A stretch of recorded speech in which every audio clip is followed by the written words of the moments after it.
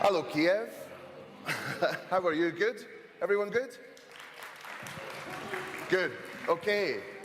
So thank you for coming along to see this speech. We're going to talk about modern marketing, okay? So my company is called Supersonic, and I'm based in the UK, but work globally with clients in the hospitality industry. So just to warn you, in case you haven't guessed, I'm Scottish, okay? So maybe difficult to understand, definitely for the translators, so I'm very sorry to the translators. But if you know Shrek, just think about Shrek and you'll be okay, all right? I'll try and be as slow as I possibly can. Okay, so just in case you think I'm some beardy, weird guy, I do have some experience in hospitality. So most notably, Sushi, which you might know, and the incredible Pret, Manger, which you might know also. So I've worked with these brands over the years. So the company name came from Oasis, the band, Supersonic, and playing Sonic the Hedgehog for too many years when I was a kid. So yeah, didn't get enough exercise, as you can see. So here are the clients that I'm so lucky to work with over the years. So now I'm a consultant, and I just try and help these people get busier. I try and help people make money. That's all there is to marketing, okay? So I also have a podcast which you can listen to, and again, you can listen to it slower on iTunes, so you'll be able to understand the accent. But I interview all the great people within the hospitality industry, and I find out their stories, and I find out the tricks and tips that they have to actually pass on to all of you for free to try and help your business too. So if you would like to shout abuse or heckle me virtually, you can take some photos, and I'm at supersonic_inc on Instagram and Twitter. But if you want to take some photos, I can show my grandmother back in Scotland, and she'll be very proud of our big boy standing up on stage today. So that would be lovely. Thank you. Okay, let's get on with the show. So we're going to talk about 3 parts, okay? The first part, I want to talk about modern marketing and what that means. What is going on in the UK and the US that may not be happening here, that you can steal some ideas and hopefully improve your business. So welcome to 2020. We're going to have an early new year. Forget 2019. We're just going to get straight into the new year and think in those terms. Now, this is life, okay? This is what's happening. Everyone's face is stuck to the phone, and they're not spending time with loved ones or having full attention in the room. It means that we are actually on our phones 220 minutes per day, which, if you equate that to a large building, is the fact that we are all on average scrolling the height of the Empire State Building every day. So our poor little thumbs, you know, we're probably going to need plastic thumbs or something. Also, I like to deal in facts. Now, what happens is in business, your CEO or the entrepreneur or your boss or someone is going to come in and say, I was at a dinner party and Facebook's dead, so let's not do Facebook. And I'm going to call, sorry for the phrase, bullshit on that. These are the facts, okay? So the facts are 2.4 billion active monthly users on Facebook. There's only 7 billion people in the world, so that's pretty good going, right? The channel that people often forget about as a social media channel is YouTube. And I would really encourage you to think about ways that you can get your brand onto YouTube, because it's huge. Twitter is finding its way in life. Twitter now is mainly just for news and events. Instagram is for my perfect life.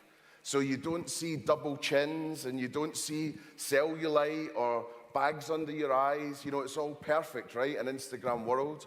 And it's growing, and it's good for our industry because it's very, very visual.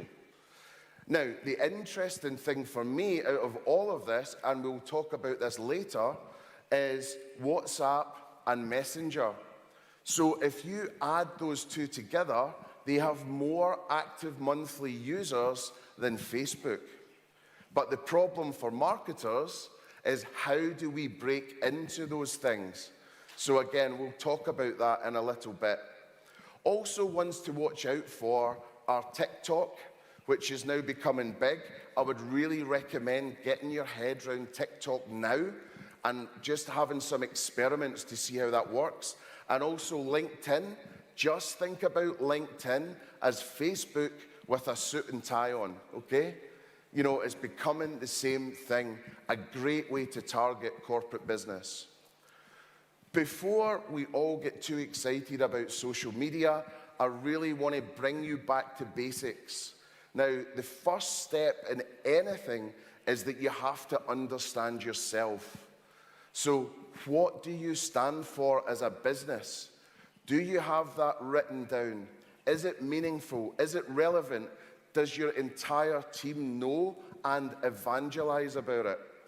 So, we won't go through all of these today, but again, I can send follow-up information, but you need to have written down and nailed your purpose, your vision, your mission to get you there, your story. There's nothing worse when I'm doing a brand day for a company and I say, what's your story? And I'm looking for authenticity. And the people say back to me, oh, we were just tasked to make 3 brands that made money. Great. This is going to be a long 8 hours to try and make this interesting. So you've got to have something that you believe in, and it needs to have started from the heart, not from a spreadsheet, okay? Then you want to look at your target customer. Who are they? How do they live? Who is like them? What brands do they like? What's the trends? Most importantly, where is their attention? So when you figure out where their attention is, if you were writing a joke, then that's the punchline of the joke, you know, the funny part. You need to then write the joke. That is you targeting them. Then your motivations and your USPs. Why do they want to shop with you? Why do they want to visit you? Also on the USPs, the unique selling points, why would I walk 4 blocks? Why would I walk over broken glass to come and visit you? Then we talk about the values and the personality. Now, these are the same thing. So please do not let your HR or your people, your personnel department have values that are separate from the brand values. They need to be the same thing so that you're hiring, rewarding and recognizing and broadcasting to the world in the same way every single time. Then we talk about our positioning or our role statement. What is your role in the life of your customers? Why do you get out of bed in the morning? That's really important. And then the last thing is, if you can, try and sum that positioning statement up with 2 words. So, for example, if the role statement is the movie, the brand DNA, 2 words, is the title. Okay? And then after that, start setting your social strategy. So brand is the first one out of the box. Then you want to look at your goals, your target audience, your platforms you're going to use. Don't think that you need to use every platform. It's much better to do 2 platforms brilliantly rather than 6 platforms badly, okay? What content are you going to use? How's it going to get out there? The user value, you want to make people laugh, you want to make people cry. That's what you want to do, really engage them. Don't just say, here's my product, 2 for 1, get a burger, why not try our salads?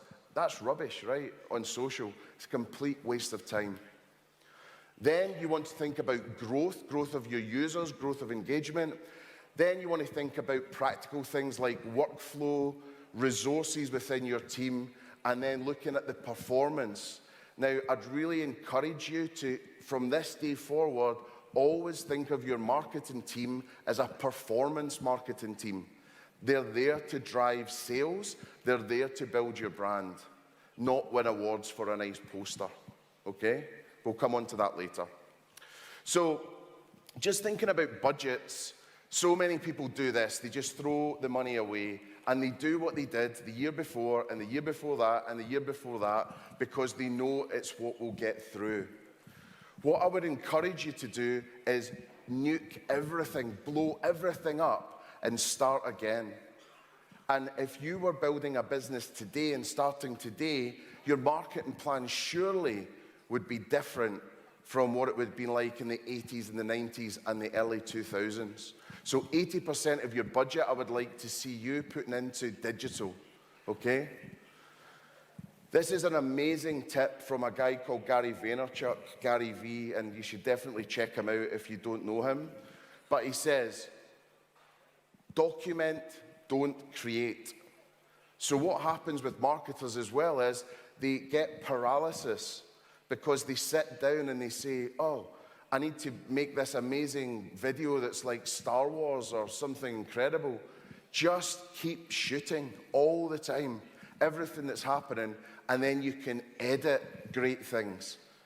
So for example, if you look at the world restaurant industry, or certainly the UK restaurant industry, if all of these founders, you know, Thomasina from Oaxaca, Laura from Caravan, Alan Yao, who was here last year, I believe, Clive, who led Pret, Nisha from an Indian food brand called Mowgli, you know, like the Jungle Book, and Bill from Bill's. These guys, if they'd started shooting from day one, 20 years ago, 30 years ago, they could have all this incredible content. You know, you wouldn't not film your kids growing up. Why would you not film your business growing up? I don't understand. So you want to be able to look back on it because you won't get that time again. These businesses grow up too fast, right? Also, scary news, best practice is now seen as 80 to 100 pieces of content a day. 80 to 100 pieces of content a day. That's a lot. But you need to then start breaking that down. So most people in the audience are probably doing that, right? Saying, no way, no way, no thanks. So from this point of view, what you need to start thinking about is your advertising content, your video content, your stories, and all of a sudden that 80 to 100, when you break it all down, isn't such a scary number at all. Because then if it's 100 divided by 5 channels, all of a sudden it's 25 pieces of content. Then, if you've got regions within your country, again, you could be splitting that up. So you could do the same video, for example, but at the beginning of it, you could say, hey, how's it going, you know, Glasgow? How's it going, Kiev? How's it going, London? And then you're starting to build this content. So it's not 100 pieces of content to everyone, but it's 100 pieces of content that you're targeting in a smart way. So one of the great things to do is download this as soon as you leave today. So the Gary V content model, it's 86 pages of really good stuff, but it's mainly pictures, so don't worry. But there's just lots of great content in there and ideas about how to actually plan your content, and it's free to download on the web. So the exciting thing for me is this is the most helpful chart in the presentation. So, in his presentation, not this presentation. So, in terms of this, for example, at the top you have pillar content. Now, pillar content is maybe a speech like this. Your founder or your boss or you or whatever maybe does a speech like this, and it's all about your business. Film the whole thing.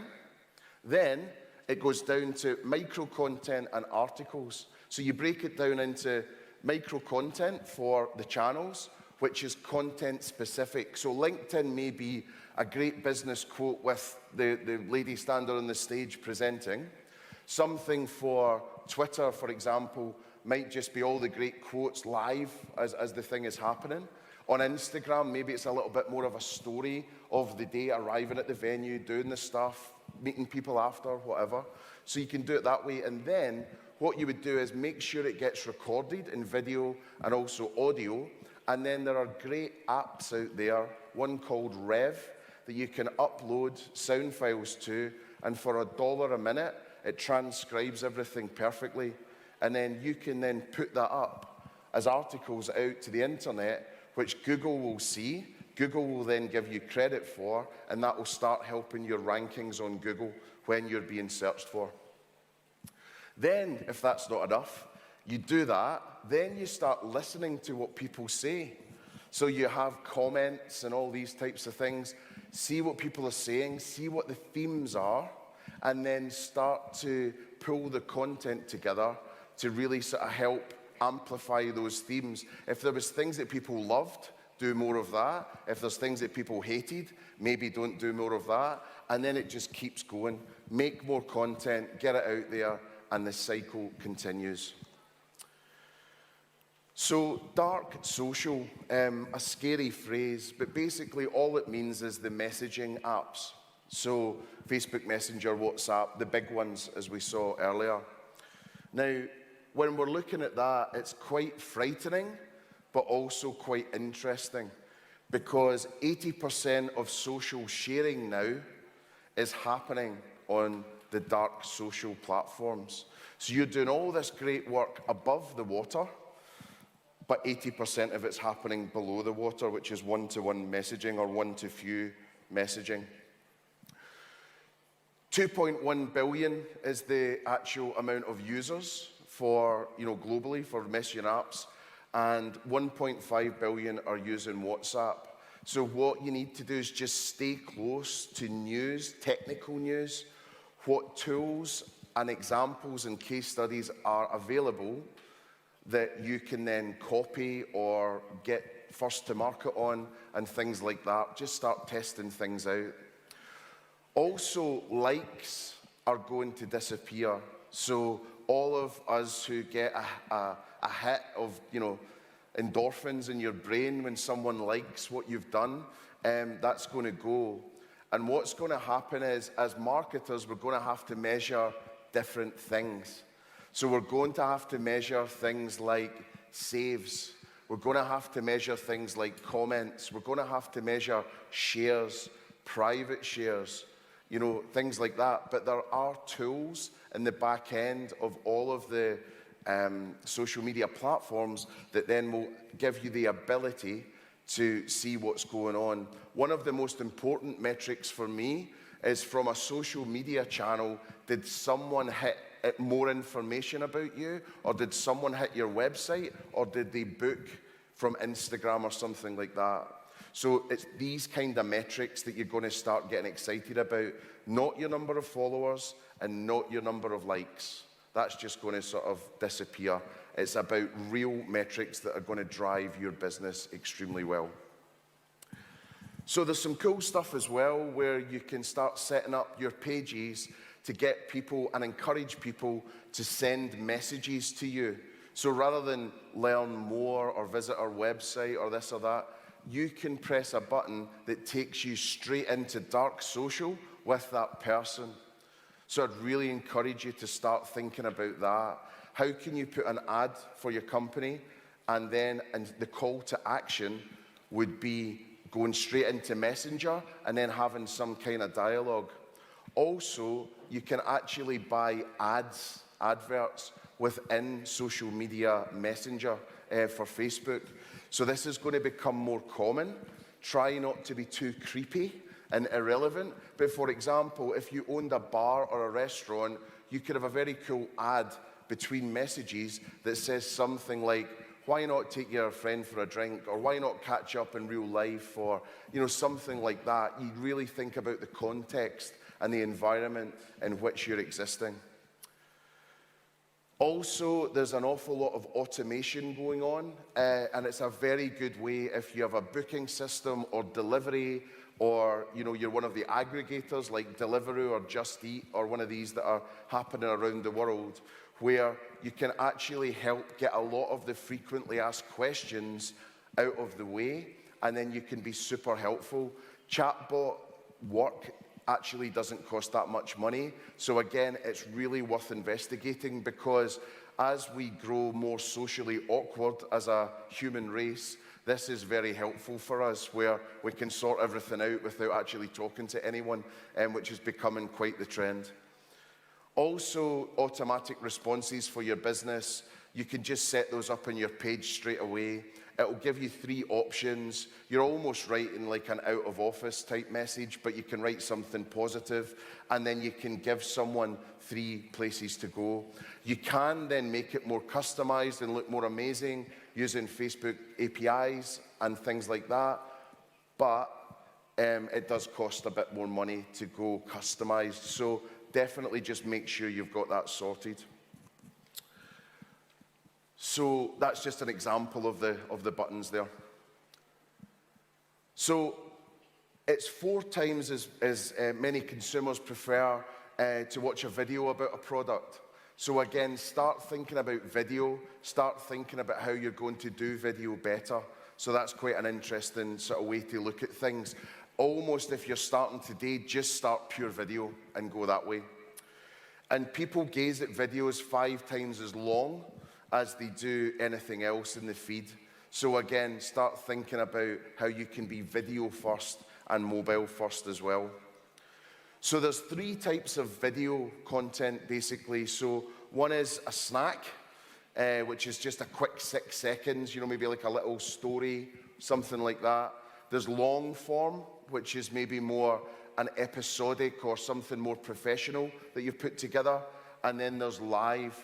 So with live, it's quite interesting because usually if you see someone going live, you're still quite tempted to click it, but it's really disappointing when you do because they've not thought it through. So basically you see a sort of wiggly camera, you see someone's kind of, under their chin, you see their feet, and then they sort of get all scared and then they switch it off and it's like, oh. So just go into that being a bit more like you're planning a live TV show. What do you want to happen? What are the order of events? That type of thing. Just start looking at that. And 86% of people are using mobiles for social media, and that's only going to increase. I mean, that's massive. Also, 75% of millennials, which we'll talk about in a second, actually just watch everything in vertical mode because they're even too lazy to turn their phone. Right? So this is getting the state of affairs that we're in, okay? So again, think about always shooting vertical because that's what people want to see. Also, just make sure that when you're creating images and videos that you're doing it in the right sizes because it looks very amateur if you don't do that. Also, the first 3 seconds of your video are really important because that's the decision whether someone's going to watch it longer or not watch it at all. So really think about how you can make that excellent and engaging and exciting that people will want to watch more. Instagram TV is also becoming really big and it's very underused, especially by hospitality brands. So again, start thinking about how you could almost have a show. Could you get people in to discuss things about food or the environment or fashion or, whatever it is, and think about how you can think about yourself as a media company rather than being a hospitality business. What might you do? And then this is a little brand that's in the UK called Elan Cafe. And basically, they've only got like 6 venues or something. So very small. But they're still taking the time to have a little TV show every other day. So again, it's engaging their audience. Their audience are mainly millennials. They're set up for the Instagram generation. They've got a millennial founder and leader. So again, a lot of people say, oh, that's fine, but I've only got 2 venues or 1 venue. Or everyone's got an iPhone, so you can do it. It's not that hard. So everyone is a walking TV channel, which is a good thing, but also a bad thing. Very quickly on TikTok, all I would say is just get your head around it. Start looking at videos, start looking at the videos that are trending, start looking at the favorites that are on there so that you can mimic those and copy those and start to find out how you do it. I mean, do you remember the first time you used Instagram or the first time you used Snapchat? It was a nightmare. I felt like my old grandfather, you know, I wasn't sure what was going on. So just take your time to get your head around it, because it is going to be huge. I mean, it's huge already, but it's going to become a bigger part of life, and it's not just for kids, okay? It's going to be for everyone. However, if you wanted to try something on TikTok, here was some tips that I thought were quite good. So I keep looking back and it's not in English, so that's not going to help me. So there's 5 tips. So basically, maybe something like do your recipes. You know, just have a look at that, you know, breaking your recipes down. And then, you know, keep it short. So it needs to be under a minute. Make it weird as well. Just see what you can do to put a twist on it, you know, something kind of a little bit different. You know, pay attention to sound as well. So whether you're going to bring in a music track or you're going to do something more interesting, you know, have a look at that. And then the last tip is try and screw up, right? Everyone likes these videos where, you know, the bride at the wedding falls into the sea or whatever, right? So that's what everyone's engaged in. So if there's something that you can do without setting yourself on fire or something, then it could be quite interesting to just see how you can make it a little bit weird. Does anyone use WhatsApp status? One. So it's really underused in most countries north of the equator, but it's actually huge. So it's very, very basic at the moment, but again, have a look at it because more and more people are starting to use it, and it could be quite interesting as it becomes more functionally developed. It's going to be interesting to see what's going to happen. But this just gives you an idea of how big this is. Instagram stories is 500 million. WhatsApp status is just a tiny bit behind. So again, get inquisitive, look at what's going on, and just start trying to use it and see where it goes. Because if you're first to market in this, or you run a promotion on it, or you think of something clever, then you're going to gain a huge advantage on your competitors. Also, with your Instagram stories, try to make them a little bit different. So what you can do is use, up in the top corner there, apps like Over and Unfold, and they will give you access to different fonts and filters and things like that, where you can start your Instagram stories to look more like this over here, where it's distinctively different. The only downside is that someone will probably copy you eventually and you'll need to move on. But just when you're over here, everyone's Instagram stories are looking the same, and anything that you can do to make your brand stand out is a really good idea. So designing for Instagram, there's a lot of that going on at the moment. So there was a chef in the UK a little while ago said it's not dinner for 3, it's dinner for 3,000. That's the way he's thinking about his business, which I think is an amazing phrase. So it's you thinking about not just the diners, but the experience that they're going to post out into the world. The other thing to think about is vampires cast no shadows. So you know what it's like in a restaurant? You do this with your phone, and you go to click, and your hand and the phone are a shadow in the picture. That really pisses people off because no filter in the world will take that shadow away.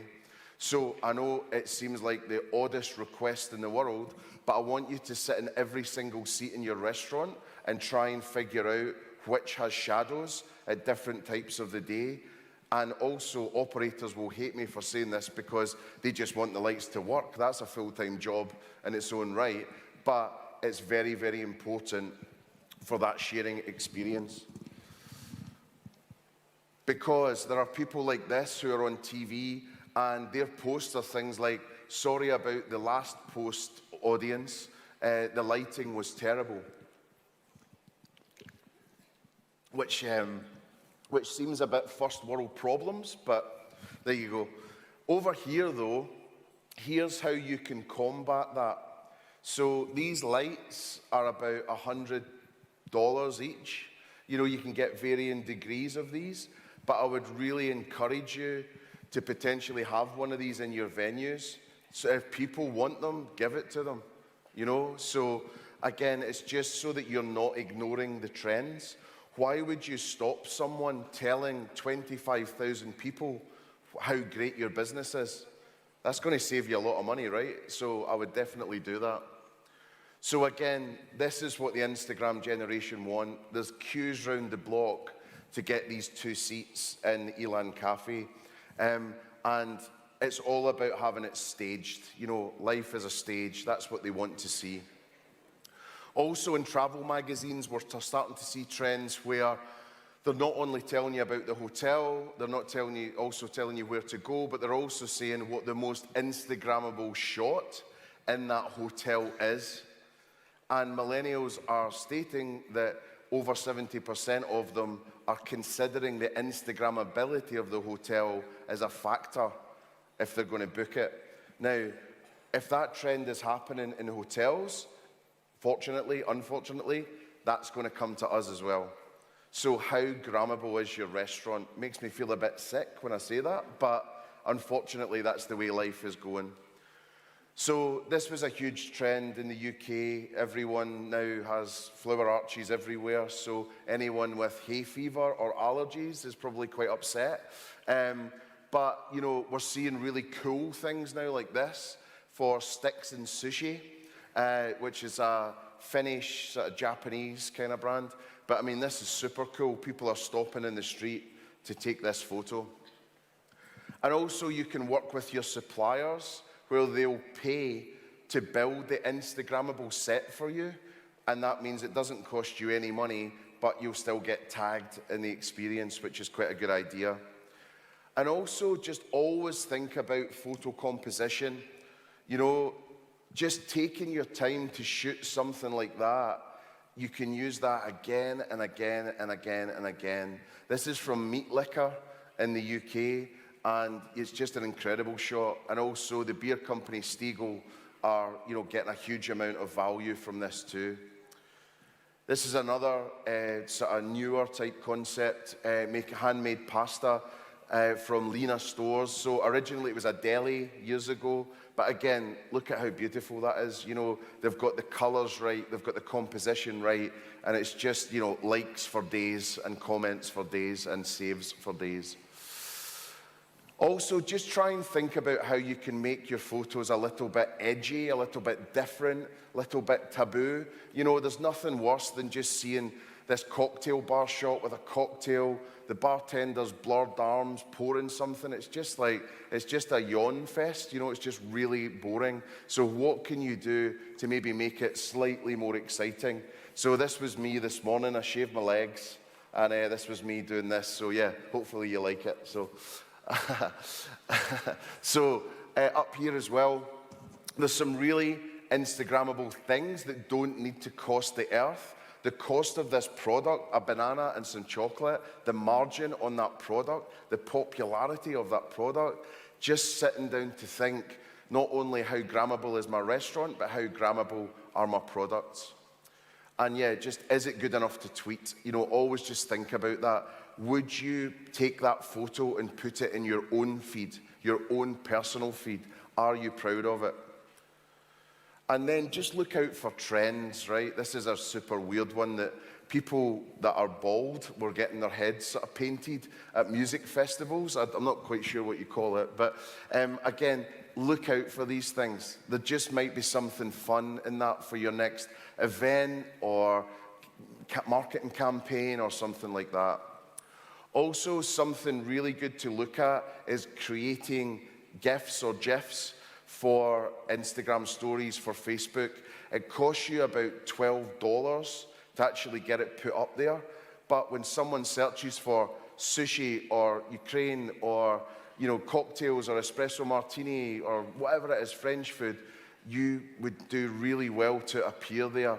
And the biggest companies in the world are sleeping. They're not even doing it. So you've got such an advantage to make sure you're there for all of the searches that could be, you know, interesting for your product. This was donut fries from Dunkin' Donuts, and it was the favorite for 1 or 2 weeks on Giphy, which is a site that hosts most of the GIFs. And on here, 7 billion GIFs every day to 500 million daily active users. That's a lot of eyeballs for $12, right? So you could do something really cool on there. So the M word, millennials, that everyone talks about as if they're an alien race. They're really not, they're quite nice. So here, this is, to me, the definitive facts about millennials, okay? There's all sorts of different variations. This came from Goldman Sachs, I believe, so I think they're quite clever, so I'm going to trust them. So here we've got 1980 to 2000, roughly, is when your Gen X, Gen Y is there. Then you've got 80 million of them in the US, largest generation yet, so we better pay attention to them or we will all be out of jobs. And then they're the most ethically and racially diverse generation we've ever had. Again, we need to tune into that. We need to understand what the beliefs are and what they need to really help them. Grew up alongside technology. You know, they don't quite swipe the television like the younger kids do at the moment, but, you know, in terms of that, they really are very savvy when it comes to digital. And then some of the things to think about if you employ millennials is that they want to work somewhere where they can actually give back. They can create a legacy, which is quite interesting. So it's not about money really at all, or power. What are they doing that's worthwhile, that gives back to the world? And they're very confident. They want to be a director and a CEO within seconds, of course. They have high expectations, but also they like achievements. You know, they like tasks that they feel they've done something. So again, just start tuning into that. Then we've got centennials that are coming after that. So they're Gen Z, Gen Z. So some facts about these guys and girls are 95% of centennials read online reviews while shopping. So you know those people that stop in front of you as you're trying to walk? It's these guys. 50% won't purchase if there's not enough online reviews. So what does that tell you? Start making sure you have lots of online reviews. 2 in 3 read at least 4 reviews before making a purchase. So they're very considered before they make a purchase. 33% prefer to see reviews directly on a brand's website. That tells you what you need to do. 60% are actually pessimistic. So they read the worst reviews first and then go up to the good ones. So again, think about how you can start getting rid of those negative ones with a groundswell of positive ones. And then the last one is that, you know, they trust customer reviews on a brand website as well. So again, if there's anything that you can do to get an accreditation or work with a review platform to then be officially good, then that will help too. And then in the UK, these are some of the brands that we work with to try and help us on all of this data and information. So, you know, Feed It Back in Yumpingo is customer feedback after the meal on a tablet. Airship is for emails. 10 Kites is one core system that then spits out all of the information to anywhere accurately that you want to have your menu. Y5 is a closed-loop web system where you can have an order at table functionality. Wireless Social is the wireless internet in your venue, which gives you 336 data points on Facebook that you can market to, which is really good.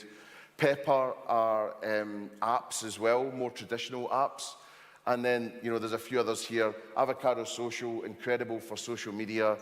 CGA is like one of the leaders in the UK in terms of data and what's happening in the UK, what all the trends are.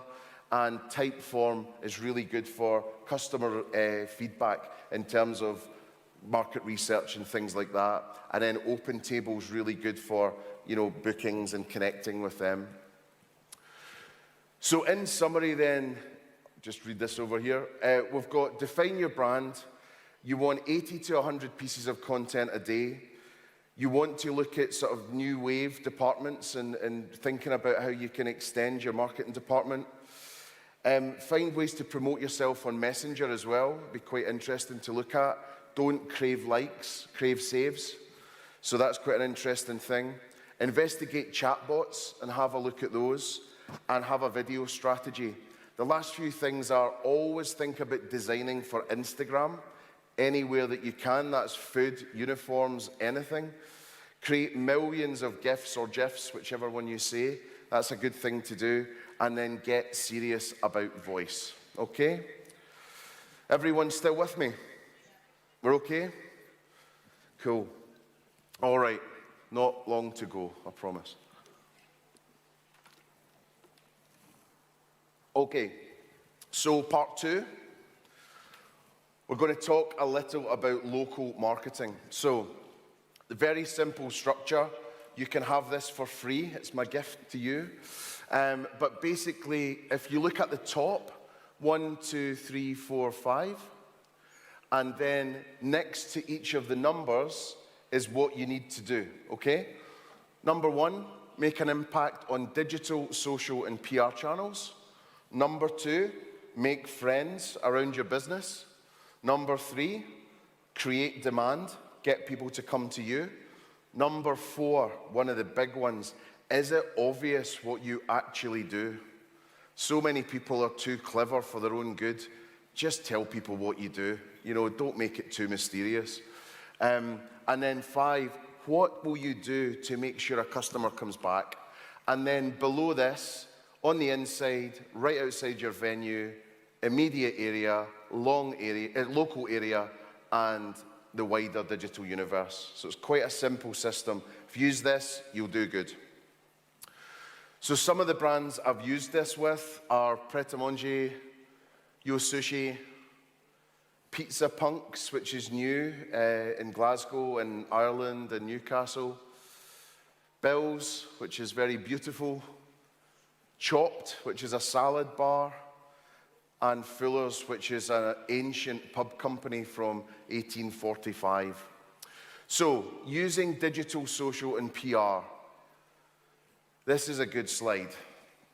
So, if you're on page 2 of Google, you might as well not exist. So, pay attention to your search engine optimization and everything that you can do to be there, not just for your brand name, but for every possible search that could bring you business. Every possible search. I'm talking about the type of salt you use on the table. Really go wide. Think about this. So you want to capture and convert every single thing that's happening. So there's a short video just now that's just going to talk about digital and a good hack on how you can get more customers through Instagram. Chandler, let me give you one more for the road, mister. There was a very interesting thing that John said, because I grew up in that environment too. And John's from the traditional marketing world that we grew up in, pulling from his world. Notice how he said, first-time customer, I'll give it to you. Because the traditional retail and bar thing is like, look, it's more like if you've already got somebody in the funnel, the cost of acquisition for a newbody is very, very, very powerful. I used to do that too, but it was tricky, right? Because now some of your old-time customers may see that, and they've got that angst of, wait a minute, why am I being not treated that way as a loyal customer? You just want new people, and it's always been a friction for us, right? In the right? Now, I just went to Instagram, right? I typed in Lexington, Kentucky. Got it? Yes, sir. I'm looking at 9 posts right now that are top posts, and ungodly amounts, unlimited amounts of people's posts that are from Lexington, Kentucky. I went down all the way down, and that's from 48 minutes ago. 40 pictures down, 48 minutes ago. Thousands of people are posting right now on Instagram from Lexington, Kentucky. I go to the top 9 posts. I click the middle one. It's a nice little cute couple, right? They got 298 likes.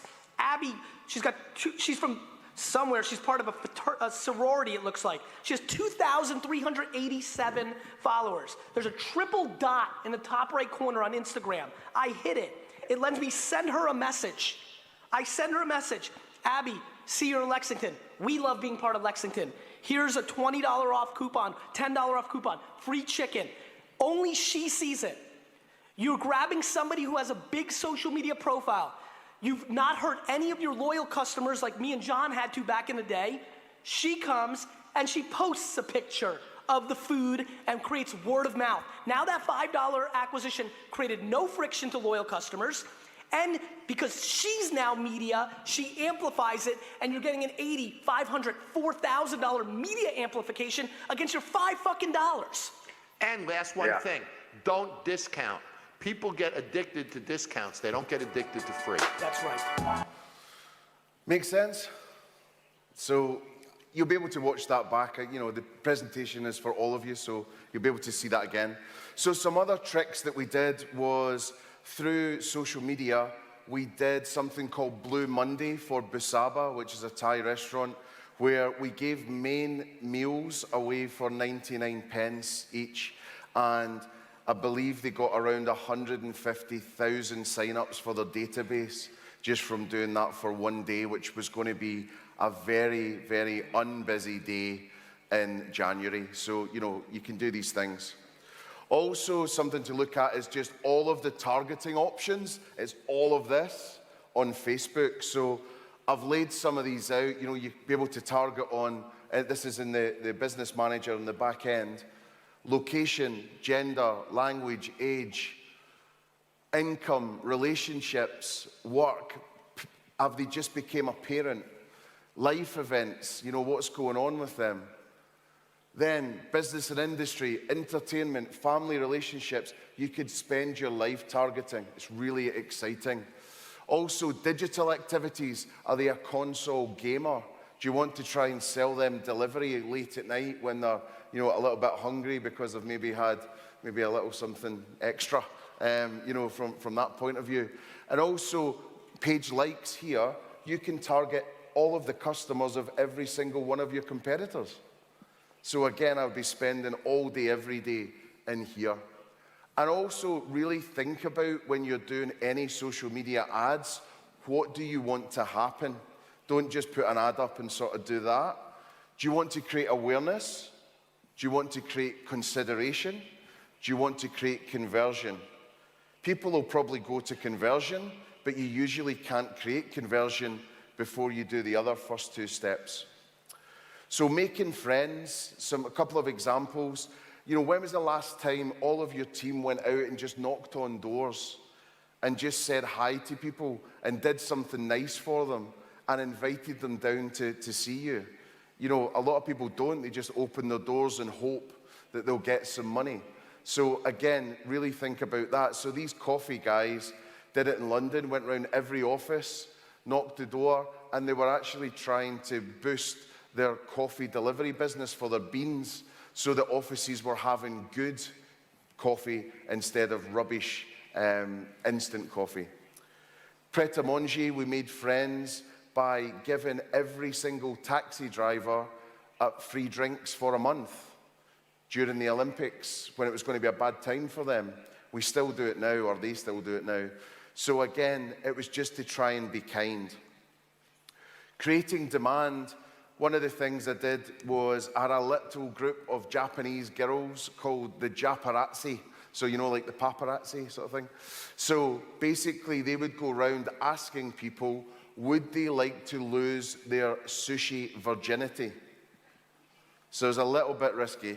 But we knew that if we could tempt someone into your sushi, a third of people would come back and become loyal customers. And then once Nissan, the car company, saw the girls, they said, could the girls be in one of our adverts? And we said, yeah. And then they said, would you like 3 free cars to give away? Yeah. Then, we're going to run a promotion in the Metro newspaper, which is one of the biggest newspapers in the UK. And, you know, we're going to put you in the top right-hand corner on every front page. Yeah. So from hardly any budget at all of a sudden we had 3 cars, we had national fame, so it was really cool. Also, just thinking about collaborating on products that are a bit different. So here we created steamed eggs with a salad company called Chopped, which was you make eggs under the steam wand in the coffee machine, and that was quite a new thing for the UK. So again, that drove a lot of business for them. Is it obvious what you do? For Chopped, no. So they couldn't understand why people didn't know what they did. So for example, we did some research, and this one lady who said, I've walked past your shop every day for 7 years. We were like, why? She said, I didn't know it did salads. I saw the word chopped. I then thought Asian. I then thought spicy. And then I thought, not for me. So just by not saying we sell salads, they lost 7 years of business, which is pretty frustrating. And also, this is one of my clients, banyan, like the banyan tree. This is a project we're working on at the moment to actually say more in terms of what they do. It says bar and kitchen, fine, but it's better to say exactly what you do.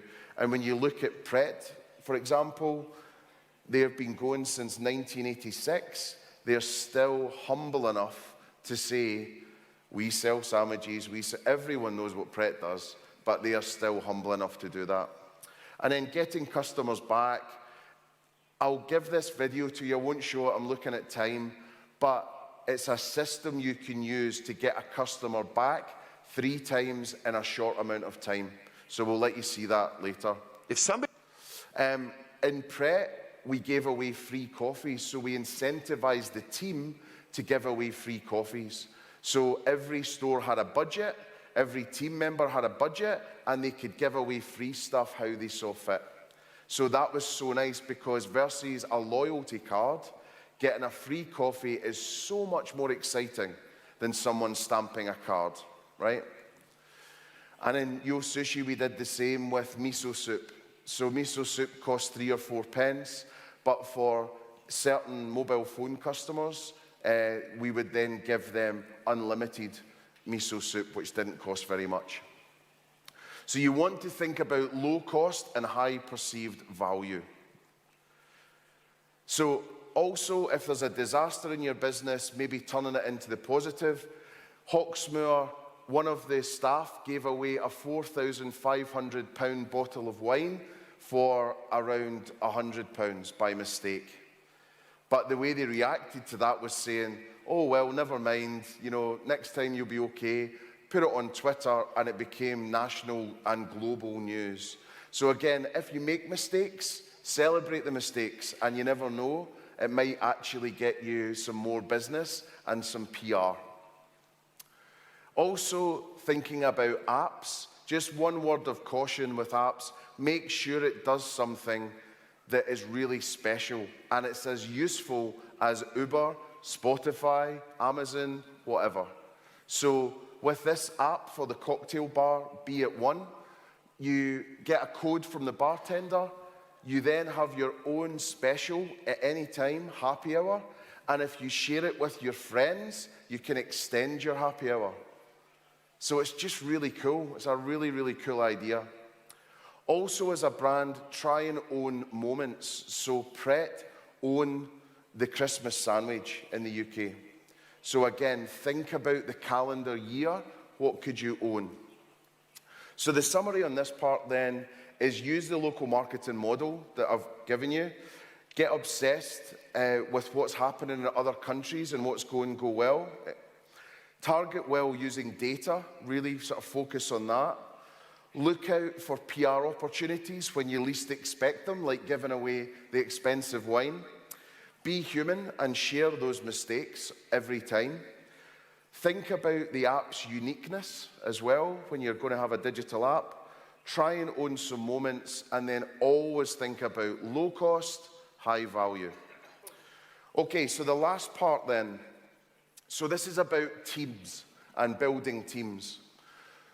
So with a team, there's only 4 things to think about in marketing. So there's brand, which kind of goes across the top, acquisition, retention, and then the content that feeds all 3. So basically, I would also put more of your time into retention than into acquisition. So this is a big mistake most people make because they always want new customers, always new customers. Just be really nice to the customers you have, and you'll be less anxious and less desperate to get more customers over here. Also, the modern marketing department is going to change. You're going to be not hiring marketers anymore. You're going to be hiring storytellers, rappers, videographers, actors, actresses, all of this kind of idea. It's all about telling stories, and marketers are soon going to be reduced to being more like analysts, which is going to be quite interesting. So one size doesn't fit all, but when you've got a modern marketing department, you want to grow the business strategically, creating content, ads, and engaging with the target audience pretty much on different social media platforms.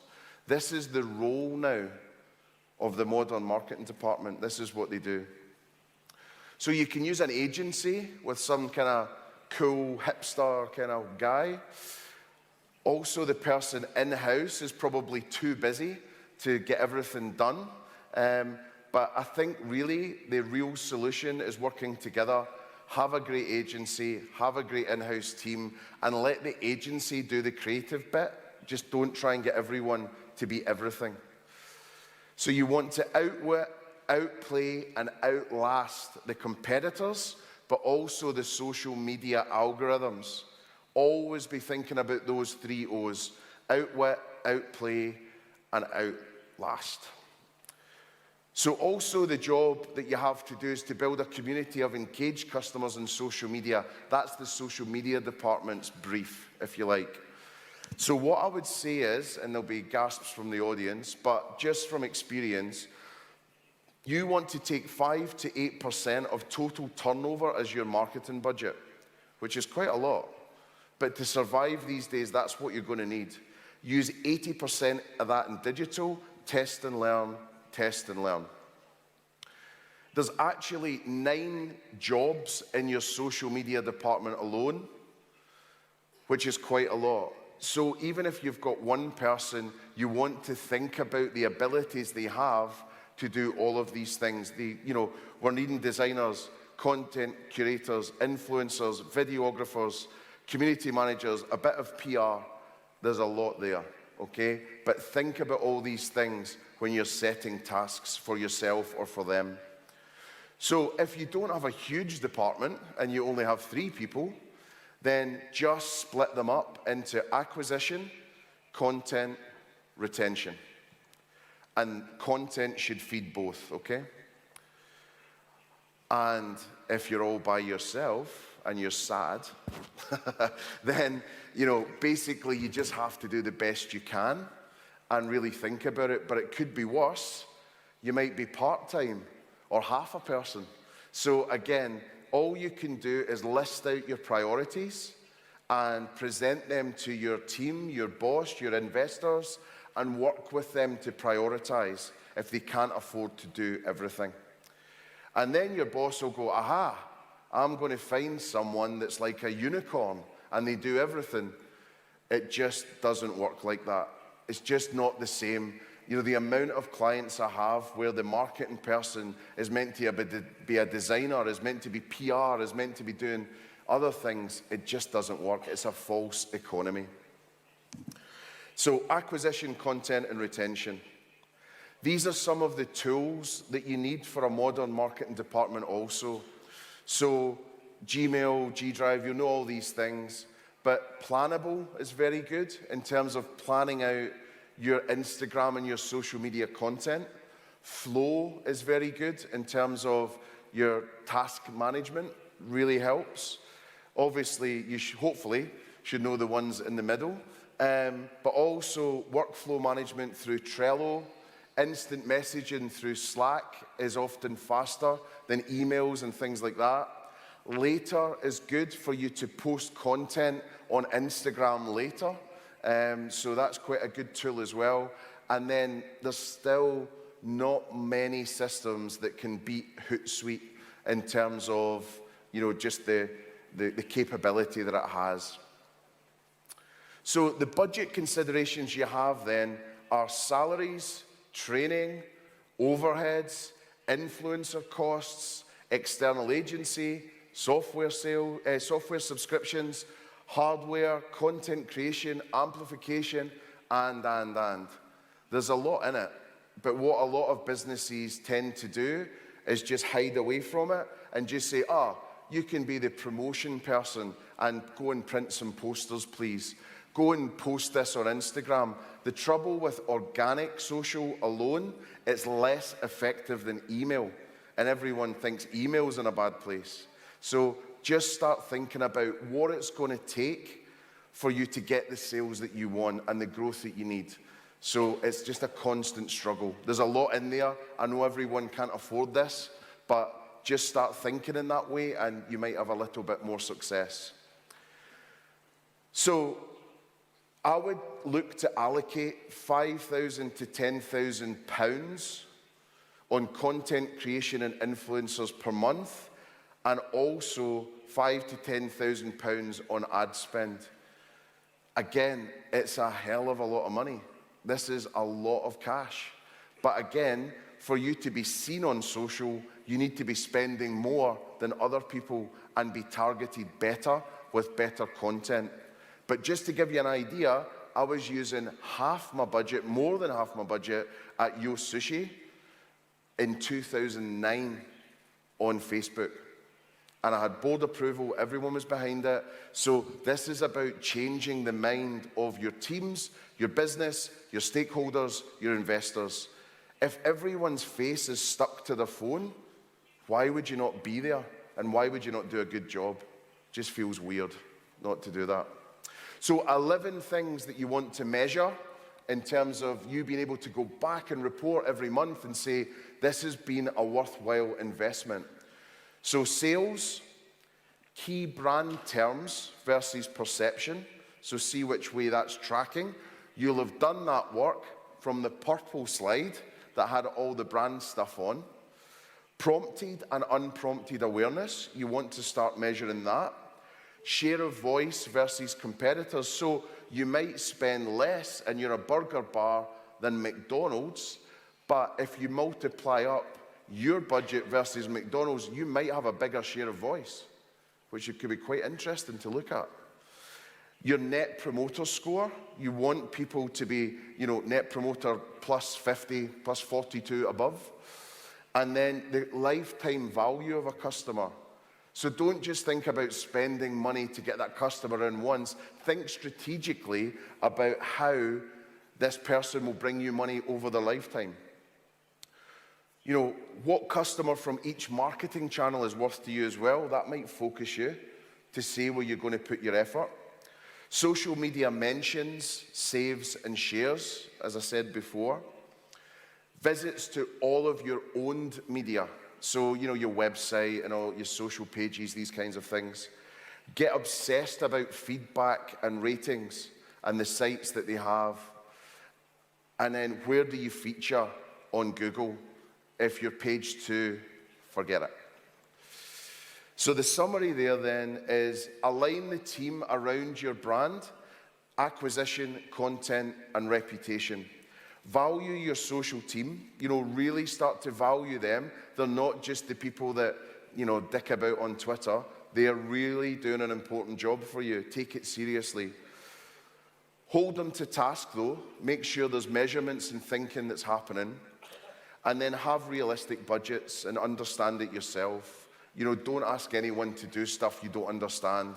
Make sure you understand. Have the right team in place. It will take time to be able to do that. Be really clear on the roles and responsibilities of everyone so you're not doubling up and wasting money. Be realistic about your budgets. Just do what you can. That's all you can do. Do what you can afford. Keep up the communication using Slack and things like that to make sure everyone is happy.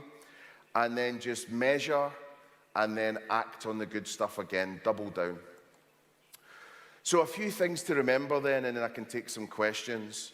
So purple slide, this is a good one. So just remember this. In terms of you laying out your brand, do this before you do anything else. Otherwise, it will just be a car crash. Set your social media strategy, as I talked about, really think about that. Take time on it. What do you want to say when you're up there?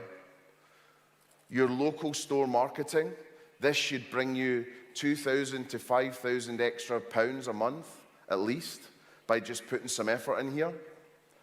And then the last thing that I wanted to talk about was trends, okay? So, vegans, veganism. So, it's not going away. It's becoming just part of life. People want to live life flexibly, and that's a good thing. It's better for them. It's better for the environment. It's better for, you know, just the globe in general. So it's a good thing.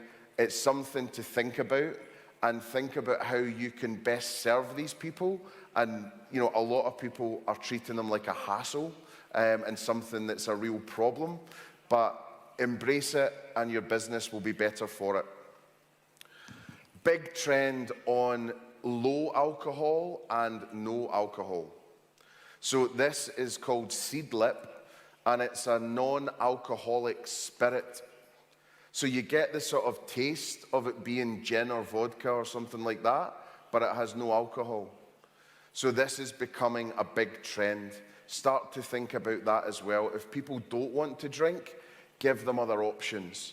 And these guys are so clever because they charge £28 a bottle, but they don't pay any duty for alcohol. So these guys are making a fortune. So if you've got any spare cash, invest in Seedlip. They're going to a really good place.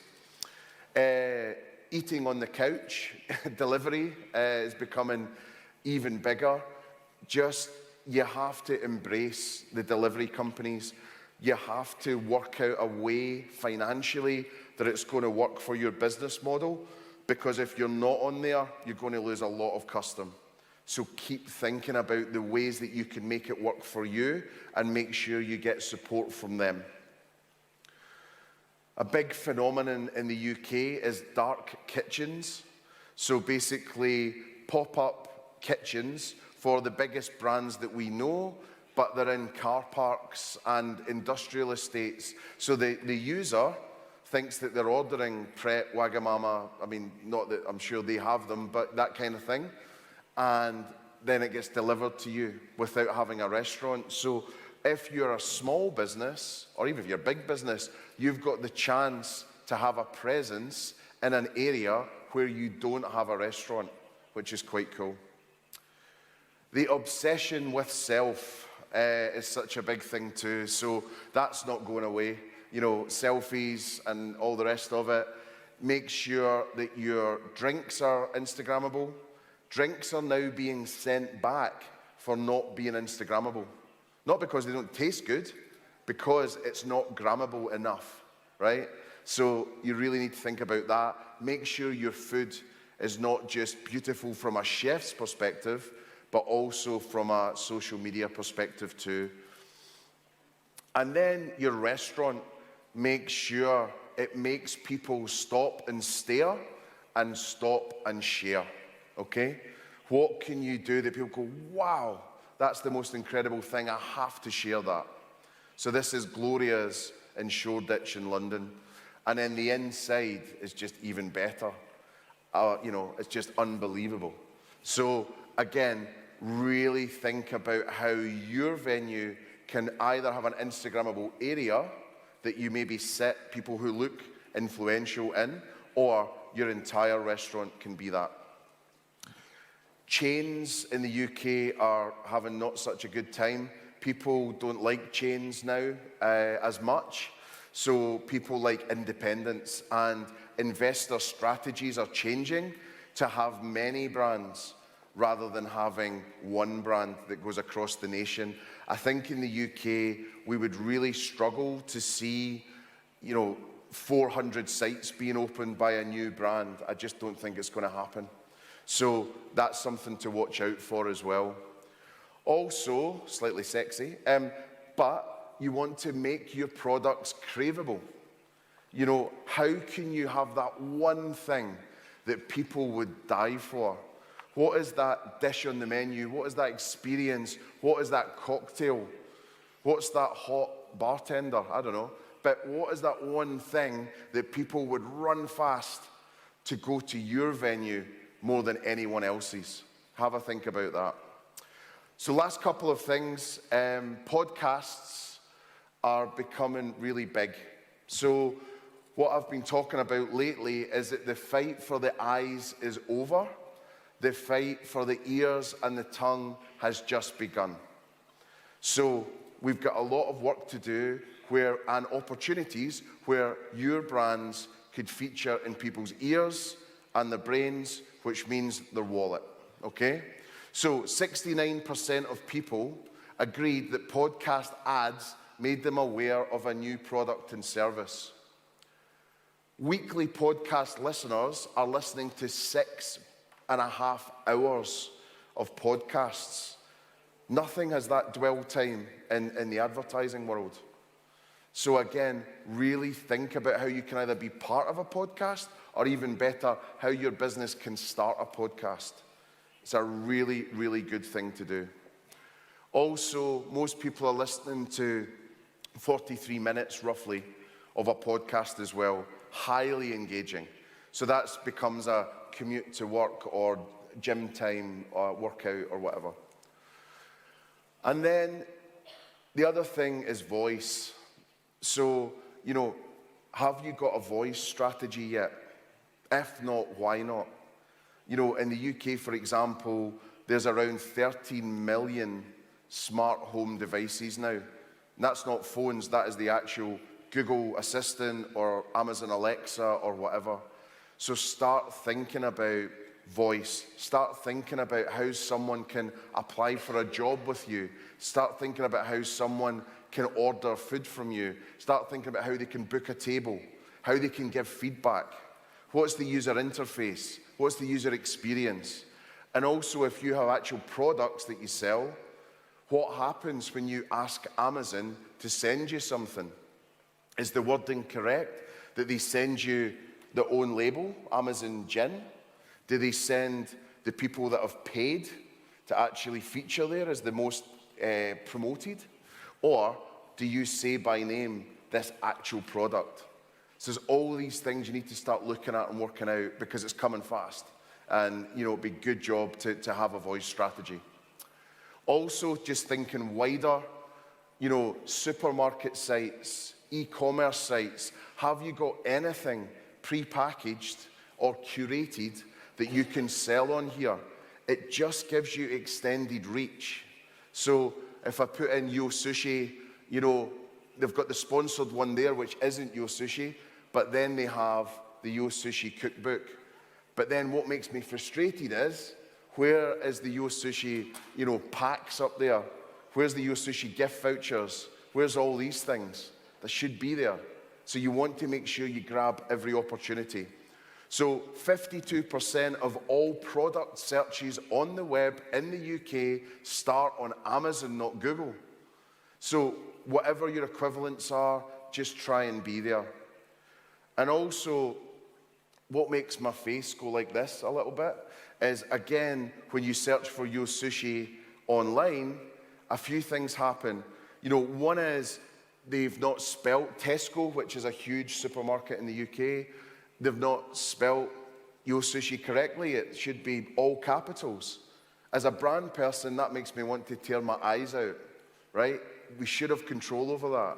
Also, if you look further down, Yo Katsu mild aromatic sauce, one of the main search terms coming back is giving it a 1-star rating.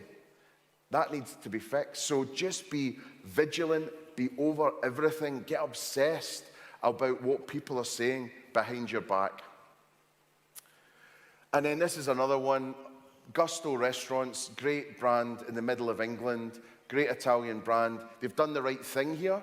They've got some extra virgin olive oil, an amazing balsamic vinegar and a nice pack and all that, which is great. But then what I've highlighted here, available to buy in all of our restaurants. Guys, why not just spend a tiny bit of money and stick it on Amazon as well? It's not a big cost, and your reach would just be massive.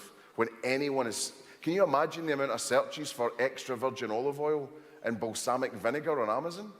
Must be hundreds of thousands. If you just appeared there, you'd get seen, you'd get awareness, consideration, conversion. Veggie Pret. So Pret has started new sort of sub-brand, which is not meat. So it's all veggie and vegan. So that's going to be huge. And also the question that we are all trying to figure out is, do sub-brands of brands work in the market? Because pretty much every other sub-brand in the UK has failed. That's pretty much the only one that's going. Wagamama have just started a new one, so that'll be interesting to see what happens there. Last few slides. Chicken is becoming the biggest thing in the UK. Lots of companies trying to win the chicken race. I'm not sure it'll ever be as big as burgers, like cider versus beer, but I think there's still a lot of good business to happen there, and I think the consumer's going to be the winner because there will be better fried chicken and better chicken in the UK, which is going to be great. So the main message really is, you know, what should we concentrate on? Just try to keep up with social media, try to keep up with the news, try to keep up with the trends, and you'll do really well. So as I say, podcast, please check it out, iTunes, Spotify, that kind of thing. And I have nice guests on there like Brewdog, so 2 Scottish people talking, which might be hard. And then Wagamama new CEO, Emma Woods, who's just an incredible human being and businesswoman. And Pano, who is the brand new CEO at Pret a Manger. And the lovely story is that he actually was an assistant manager. He wasn't this short, he was maybe a bit higher. And then he's made it all his way up in 19 years to being the global CEO of the most incredible brand. So I'm really proud for him and really pleased for him as well. And that's it. Thank you very much for listening.